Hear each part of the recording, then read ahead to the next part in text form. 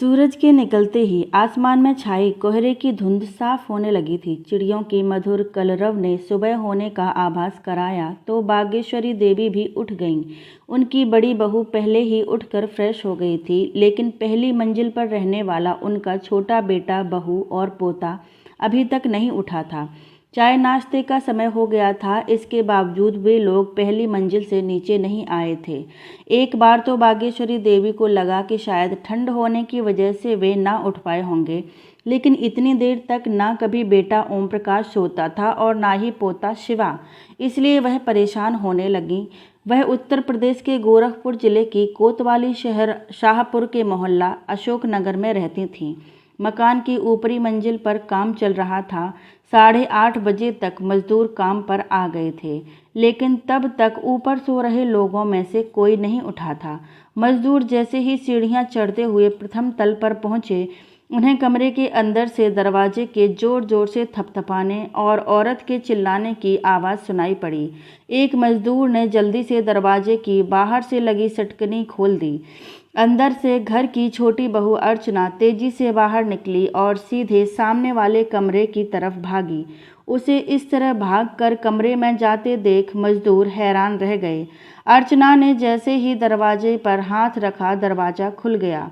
अंदर का मंजर दिल दहला देने वाला नज़ारा देखकर उसके पांव चौखट पर ही जम गए और वह जोर से चीखी। उस कमरे में बेड पर ओम प्रकाश की लाश चित पड़ी थी। फर्श पर खून ही खून फैला था। उन्हीं के बगल में 4 साल के मासूम बेटे शिवा की भी लाश पड़ी थी। दोनों लाशें देखकर ही अर्चना जोर से चीखी थी। बाप बेटे की लाशें देखकर मजदूरों के भी हाथ पांव फूल गए। अर्चना रोती चीखती नीचे सास बागेश्वरी देवी के पास पहुंची। बहू के मुंह से बेटे और पोते की हत्या की बात सुनकर उनका पूरा बदन कांपने लगा। घर में रोना पीटना मच गया। दोनों की आवाज़ें सुनकर पड़ोसी भी आ गए। जैसे जैसे यह खबर मोहल्ले में फैलती गई, लोग बागेश्वरी देवी के घर इकट्ठा होने लगे। बागेश्वरी देवी की बड़ी बहू ने फ़ोन द्वारा इस घटना की सूचना अपने पति राजकुमार को दे दी।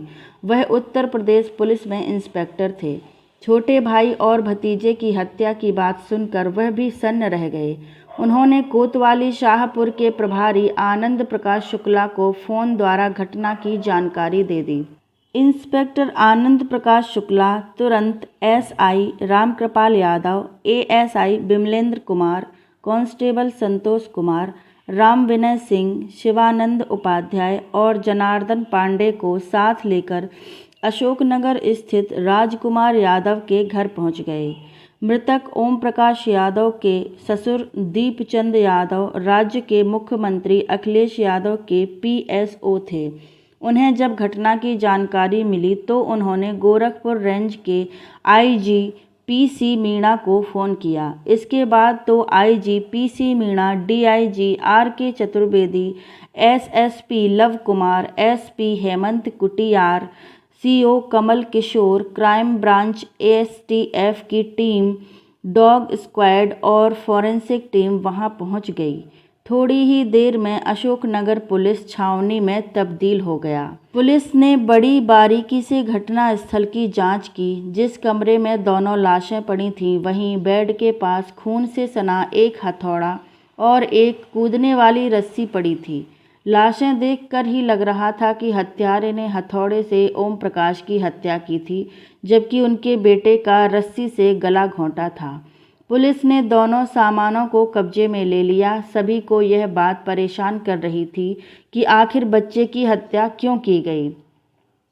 पुलिस की नज़र जब कमरे के दरवाजे की सिटकनी पर पड़ी तो दरवाजे पर सिटकनी तोड़ने जैसा कोई निशान नहीं था। देखकर लग रहा था कि किसी ने सिटकनी के पेंच खोलकर उसे फर्श पर रख दिया था, जबकि पूछताछ में अर्चना ने बताया कि उसके पति अंदर से सिटकनी बंद करके सोए थे। उसने यह भी कहा था कि लूटपाट का विरोध करने पर लुटेरों ने हथौड़े से उसके पति की हत्या की होगी। उसी समय बच्चा जाग गया होगा, तब पहचाने जाने के डर से उन्होंने बच्चे को भी मार दिया होगा। लूटपाट के दौरान खटपट की आवाज़ सुनकर वह आ ना जाए, इसलिए बदमाशों ने उस कमरे की सिटकनी बाहर से बंद कर दी थी। अर्चना का बयान पुलिस को कुछ अजीब लग रहा था। बागेश्वरी देवी के बड़े बेटे इंस्पेक्टर राजकुमार आ गए तो उस कमरे में गए जहां दोनों लाशें पड़ी थीं। उन्होंने भी कमरे का निरीक्षण किया। उन्हें भी साफ लग रहा था कि यह लूट का मामला नहीं है। पुलिस ने घटनास्थल की कार्रवाई पूरी करने के बाद दोनों लाशों को पोस्टमार्टम के लिए भिजवा दिया। मृतक की मां बागेश्वरी देवी की तहरीर पर पुलिस ने अज्ञात के खिलाफ दोनों की हत्याओं का मुकदमा दर्ज कर लिया। तकरीबन 7 साल पहले की बात है। यह मामला एक तो विभागीय था, दूसरे बात मुख्यमंत्री तक पहुंच चुकी थी। इसलिए उसी दिन शाम को आईजीपीसी मीणा, एसएसपी लव कुमार ने SP city Hemant Kutiyar, SP crime branch Manik Chand और सीओ कैंट कमल किशोर को बुलाकर विचार विमर्श करने के साथ इस केस का जल्द से जल्द खुलासा करने के निर्देश दिए। एसएसपी लव कुमार के निर्देश पर थाना प्रभारी आनंद प्रकाश शुक्ला ने सबसे पहले मृतक ओम प्रकाश और उनकी पत्नी अर्चना के मोबाइल नंबरों की कॉल डिटेल्स निकलवाई। ओम प्रकाश की कॉल डिटेल्स से तो कुछ खास नहीं मिला, लेकिन अर्चना की कॉल डिटेल्स चौंकाने वाली थी। रात 12:30 बजे से 1:30 बजे के बीच उसने एक नंबर पर कई फ़ोन किए थे। जांच में पता चला कि वह नंबर फिरोजाबाद जिले के स्वामीनगर के रहने वाले अजय कुमार यादव का था और उसके फ़ोन की लोकेशन दोपहर के बाद से लेकर उस समय तक गोरखपुर की ही थी। यही नहीं, इसके पहले भी उस नंबर पर अर्चना की दिन में कई बार लंबी लंबी बातें होती रही थीं। सारा माजरा पुलिस की समझ में आ गया था। अर्चना शक के दायरे में आ गई, लेकिन पुलिस ने इस बात का एहसास किसी को नहीं होने दिया। अजय कुमार गोरखपुर में ही था, लेकिन पुलिस के पास उसका कोई फ़ोटो नहीं था जिससे उसे पहचाना जा सके। अजय कुमार के फ़ोटो के लिए पुलिस ने सोशल साइट फेसबुक खंगाली तो उसमें उसका फ़ोटो मिल गया, लेकिन फेसबुक पर पड़े उसके फ़ोटो देखकर एक बारगी पुलिस को झटका सा लगा, क्योंकि एक फ़ोटो में वह समाजवादी पार्टी के सुप्रीमो मुलायम सिंह यादव के साथ बैठक में था, तो दूसरे फ़ोटो में मुख्यमंत्री अखिलेश यादव से हाथ मिला रहा था। उन्होंने यह बात एसएसपी लव कुमार को बताई तो उन्होंने कहा कि स्थितियों से साफ लगता है कि इन हत्याओं में उसी का हाथ है, इसीलिए उसे तुरंत गिरफ्तार करो। देर होने पर वह हाथ से निकल सकता है। मोबाइल की लोकेशन से पुलिस को पता चल गया था कि अजय कुमार बस अड्डे पर है। पुलिस को फ़ोटो मिल ही गया था, इसीलिए 22 जनवरी की सुबह पुलिस ने बस अड्डे को घेर लिया। बस अड्डे पर भारी मात्रा में पुलिस बल देखकर अजय ने भागने की कोशिश की, लेकिन वह भाग नहीं सका। पुलिस उसे पकड़कर सीधे शाहपुर कोतवाली ले आई। अजय कुमार के पकड़े जाने की सूचना मिलते ही एसएसपी लव कुमार और एसपी सिटी हेमंत कुटियार थाने आ गए। अजय ने खुद को समाजवादी पार्टी का नेता बताते हुए बिना वजह थाने लाए जाने पर रौब तो खूब झाड़ा, लेकिन जब उसके सामने कॉल डिटेल्स रखी गई तो उसकी सारी हेकड़ी निकल गई। रुआसी आवाज़ में हाथ जोड़कर उसने पुलिस अधिकारियों के सामने गिड़गिड़ाते हुए कहा, सर, मुझसे बहुत बड़ी गलती हो गई। अर्चना की बातों में आकर मुझसे यह अपराध हो गया। उसी ने मुझ पर पति और बच्चे को रास्ते से हटाने का दबाव डाला था। इसके बाद अजय ने ओम प्रकाश और उनके 4 साल के मासूम बेटे की हत्या की पूरी कहानी सुना दी। अजय ने स्वीकार कर लिया कि इन हत्याओं में अर्चना का भी हाथ था। इसीलिए पुलिस अर्चना को गिरफ्तार करने के लिए अजय को साथ लेकर अशोकनगर कॉलोनी पहुंच गई। उस समय इंस्पेक्टर राजकुमार के घर परिवार वाले तो थे ही, अर्चना के पिता दीपचंद भी मौजूद थे। पुलिस अधिकारी पूछताछ के बहाने उसे लॉन में वहां ले आए जहां अजय कुमार खड़ा था। उसे पुलिस हिरासत में देखकर अर्चना का चेहरा सफ़ेद पड़ गया। अजय को देखकर अर्चना समझ गई कि उसका खेल खत्म हो गया। अब उसके सामने अपना अपराध स्वीकार करने के अलावा कोई दूसरा उपाय नहीं है। इससे पहले कि उससे पुलिस कुछ पूछती, उसने खुद ही कह दिया, हाँ, मैंने ही अजय के साथ मिलकर पति और बेटे की हत्या की है। मुझे इसका कोई मलाल भी नहीं है। अर्चना के मुंह से निकले इन शब्दों को सुनकर वहां खड़े लोग दंग रह गए। बेटी की करतूत पर दीपचंद तो गश खाकर गिर पड़े और बेहोश हो गए। पुलिस ने अर्चना को भी गिरफ्तार कर लिया था। इसके बाद एसएसपी लव कुमार ने पुलिस लाइंस में प्रेस वार्ता आयोजित कर अर्चना और अजय कुमार को पत्रकारों के सामने पेश किया तो दोनों ने अपना अपराध स्वीकार करते हुए ओम प्रकाश और उनके 4 साल के बेटे की हत्या के पीछे की पूरी कहानी सुना दी। इस दोहरे हत्याकांड की जो कहानी सामने आई वो कुछ इस प्रकार थी। उत्तर प्रदेश के जिला गाजीपुर के थाना जमनिया के खलील चक ढडनी के रहने वाले भोलानाथ यादव का 5 लोगों का छोटा सा परिवार था। उन 5 लोगों में 2 तो वह पति पत्नी थे, बाकी 2 बेटे राजकुमार व ओम प्रकाश और बेटी प्रामिला। भोलानाथ साधन संपन्न किसान थे, इसलिए अपने बच्चों को बेहतर शिक्षा दिलाई। पढ़ लिख कर बड़ा बेटा राजकुमार यादव उत्तर प्रदेश पुलिस में सब इंस्पेक्टर हो गया, तो दूसरा बेटा ओम प्रकाश यादव नेत्र परीक्षक। पिता की मौत के बाद राजकुमार ने पूरे परिवार को अपने साथ रख लिया। उनकी पोस्टिंग गोरखपुर में हुई, तो वहां किराए पर रहते हुए उन्होंने कोतवाली शाहपुर के अंतर्गत बशारतपुर की पौष कॉलोनी अशोकनगर में जमीन खरीदकर अपना मकान बनवा लिया।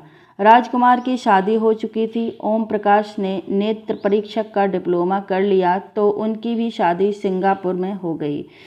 शादी के बाद ओम प्रकाश पत्नी को सिंगापुर से गोरखपुर ले आए। पत्नी को गोरखपुर में अच्छा नहीं लगा, तो 6 महीने बाद ही वह सिंगापुर लौट गई। उसने ओम प्रकाश को भी वहां आने को कहा, लेकिन ओम प्रकाश घर परिवार छोड़कर जाना नहीं चाहते थे, इसीलिए मना कर दिया।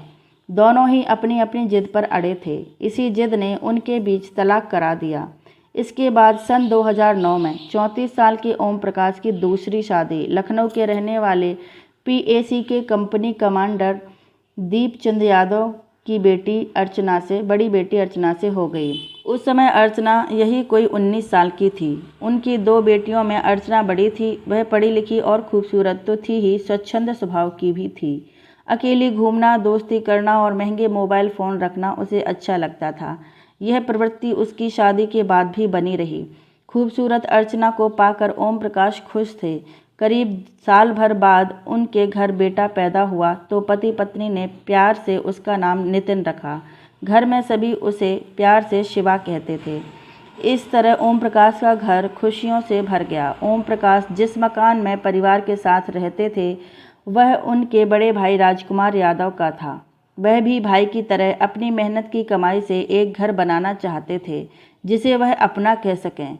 अपने सपनों का महल खड़ा करने के लिए उन्होंने जी तोड़ मेहनत की। आखिर उनकी मेहनत सफल हुई और उन्होंने थाला गुलरिहा के मोगलहा में ज़मीन खरीद कर सुंदर सा अपना घर बनवा लिया। उनके बेटे नितिन उर्फ शिवा का जन्मदिन था। उसी दिन वह अपने नए मकान में जाने की तैयारी कर रहे थे, लेकिन उनका यह सपना ही रह गया, क्योंकि अर्चना और ओम प्रकाश के जो 5 साल हंसी खुशी से बीते थे, पिछले साल से उनकी खुशियों में अचानक ग्रहण लग गया था। ओम प्रकाश की बशारतपुर के एक कॉम्प्लेक्स में ऑप्टिकल की दुकान थी। उनकी दुकान पर चले जाने के बाद अर्चना घर में खाली रहती थी। बूढ़ी सास बागेश्वरी देवी और जेठानी नीचे के कमरे में रहती थीं, जबकि वह पहली मंजिल पर। खाली समय में वह टीवी देखकर समय बिताती थी या फिर मोबाइल पर सोशल साइट फेसबुक पर दोस्तों के साथ चैटिंग करती थी। किसी दिन फेसबुक के एडेड फ्रेंड लिस्ट में प्रदेश के मुख्यमंत्री अखिलेश यादव के हाथ मिलाते हुए सपा सुप्रीमो मुलायम सिंह यादव के साथ बैठे अजय कुमार यादव पर उसकी नज़र पड़ी, तो वह उससे काफ़ी प्रभावित हुई। उसने अजय की प्रोफाइल खोलकर देखी तो उसमें उसका पता गांव स्वामीनगर, थाना सिकोहाबाद, जिला फिरोजाबाद दिया था। उसका मोबाइल नंबर भी उसमें था। अर्चना ने अपने फेसबुक के मुख्य पेज पर अपनी शादी से पहले की आकर्षक फ़ोटो लगा रखी थी। अजय की राजनीतिक पहुंच को देखकर उसने उसे फ्रेंड रिक्वेस्ट भेज दी, तो अजय की ओर से रिक्वेस्ट स्वीकार कर ली गई। उसके बाद उनके बीच चैटिंग शुरू हो गई। जल्दी ही दोनों गहरे दोस्त बन गए। अजय कुमार यादव फिरोजाबाद के थाना शिकोहाबाद के गांव स्वामीनगर का रहने वाला था। 2 भाइयों में वही बड़ा था। उसके घर की माली हालत बहुत अच्छी नहीं थी। गांव में उसके पिता श्याम बहादुर यादव की किराने की दुकान थी। पिता के ना रहने पर अजय भी दुकान पर बैठता था। उसकी शादी भी हो चुकी थी। पत्नी काफ़ी खर्चीली थी, जबकि उसके खर्चे पूरा करने का अजय के पास कोई साधन नहीं था, इसलिए जल्दी ही दोनों में तलाक हो गया था। पत्नी के चले जाने के बाद अजय अकेला हो गया था। उसके बाद वह समाजवादी पार्टी से जुड़ गया और मेहनत की बदौलत जल्दी ही युवजन सभा में जिला स्तर का पद पा लिया। फिर तो उसका बड़े नेताओं के बीच उठना बैठना होने लगा। ऐसे में ही उसका फोटो सपा सुप्रीमो मुलायम सिंह यादव और प्रदेश के मुख्यमंत्री अखिलेश यादव के साथ भी खिंच गया, जिसे उसने फेसबुक पर अपलोड कर दिया। इस फोटो को काफ़ी लोगों ने लाइक किया। इसी दौरान अजय ने दूसरी शादी कर ली। दूसरी पत्नी से 2 बच्चे पैदा हुए, लेकिन दूसरी पत्नी से भी उसकी अनबन रहने लगी और वह भी नाराज होकर बच्चों के साथ मायके चली गई। यह 2 साल पहले की बात है। इधर पार्टी विरोधी गतिविधियों की वजह से अजय को पार्टी से निकाल दिया गया, लेकिन उसके उस फोटो को देखकर अर्चना तो उससे प्रभावित हो ही चुकी थी। अजय और अर्चना की दोस्ती होने के बाद जब तक उनकी फ़ोन पर भी बातचीत होने लगी थी। जल्दी ही उनकी दोस्ती ने प्यार का रूप ले लिया। दोनों ही एक दूसरे को दिलो जान से चाहने लगे। इसी का नतीजा था कि अर्चना ने अजय को अपने मायके लखनऊ में मिलने के लिए बुला लिया। उसने उसे मायके में इसलिए बुलाया था ताकि मिलने में कोई बाधा उत्पन्न ना हो। वहाँ माँ के अलावा घर में कोई और नहीं रहता था। पापा दिन में ड्यूटी पर चले जाते थे। छोटी बहन वंदना की शादी हो चुकी थी। वह अपनी ससुराल में रहती थी। पति से बहाना करके अर्चना बेटे को लेकर मायके आ गई। अजय उसके दिन दिए पते पर लखनऊ पहुंच गया। अर्चना ने मां से अजय का परिचय पुराने दोस्त के रूप में कराया। इसके बाद दोनों एकांत में मिले तो खुद को रोक नहीं पाए और वासना के प्रवाह में ऐसे बहे कि मर्यादा भंग कर बैठे। अजय अर्चना से मिलकर फिरोजाबाद लौट गया तो अगले दिन अर्चना भी लखनऊ से गोरखपुर आ गई। इसके बाद उसने ओम प्रकाश को महत्व देना बंद कर दिया। वह हर घड़ी मोबाइल से ही चिपकी रहती। उसकी यह आदत ना पति को अच्छी लग रही थी और ना ही सास को। जब भी कोई उससे कुछ पूछता वह कोई बहाना बना देती। धीरे धीरे ओम प्रकाश को उस पर शक होने लगा। इसी बीच अजय अर्चना से मिलने उसके ससुराल भी आने लगा था। सास बागेश्वरी देवी ने इस नए चेहरे को देखा तो पूछ बैठी कि यह कौन है। तब उसने खुद को अर्चना का दूर का रिश्तेदार बता दिया था। वह अर्चना के सभी रिश्तेदारों को जानती थीं। इतने दिनों बाद यह नया रिश्तेदार कौन आ गया, यह बात बागेश्वरी देवी के गले नहीं उतरी तो उन्होंने ओम प्रकाश से बात की। ओम प्रकाश ने जब अर्चना से अजय के बारे में पूछा तो अपनी गलती मानने की बजाय वह पति से लड़ने पर आमादा हो गई। बस उसी दिन के बाद उनके रिश्ते में जो दरार पड़ी वह धीरे धीरे बढ़ती ही गई। पति पत्नी के बीच इतनी दूरियां बढ़ गईं कि लगभग रोज ही घर में महाभारत होने लगी। यही नहीं, दोनों अलग अलग कमरों में सोने लगे। ओम प्रकाश नितिन को लेकर सोता था जबकि अर्चना दूसरे कमरे में अकेली सोती थी। एक तरह से जब अर्चना के लिए पति उसके प्रेम में रोड़ा बन रहा था।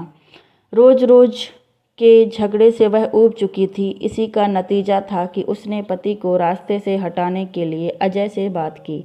अजय उसके लिए कुछ भी करने को तैयार था, इसलिए वह उसका साथ देने के लिए राजी हो गया।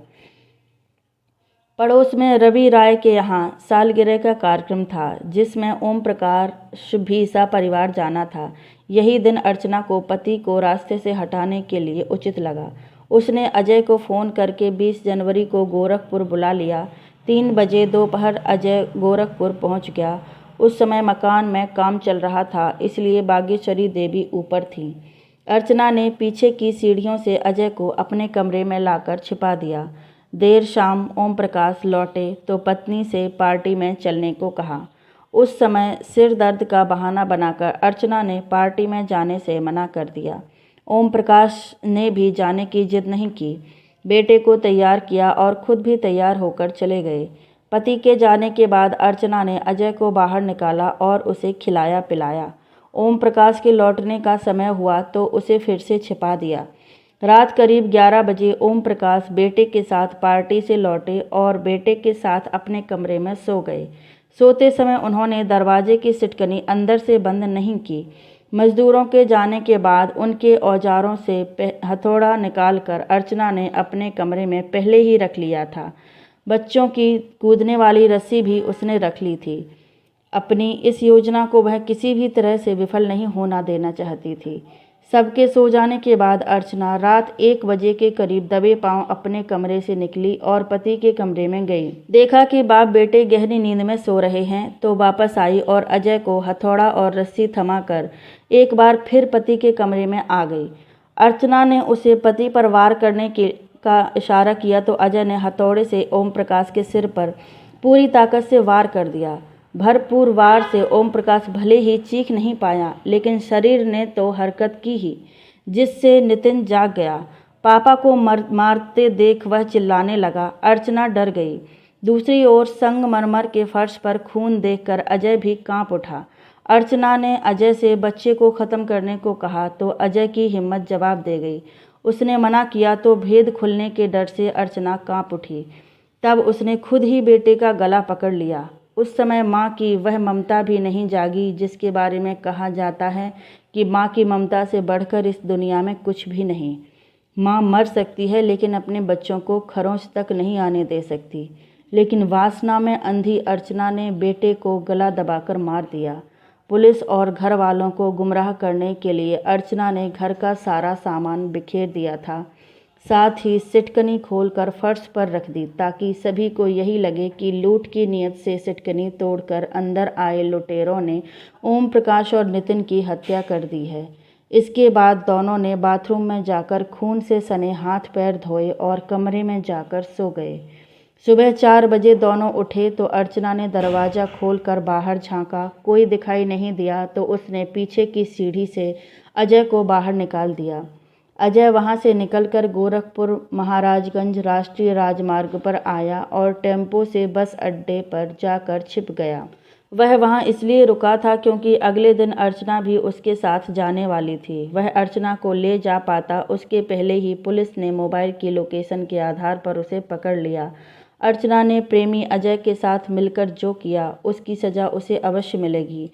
अब उनकी बाकी की ज़िंदगी जेल की सलाखों के पीछे बीतेगी, लेकिन अर्चना को अभी भी अपने किए का दुख नहीं है। कथा पुलिस सूत्रों पर आधारित है। इस कहानी के कहानीकार शैलेंद्र कुमार शैल जी द्वारा लिखित कहानी।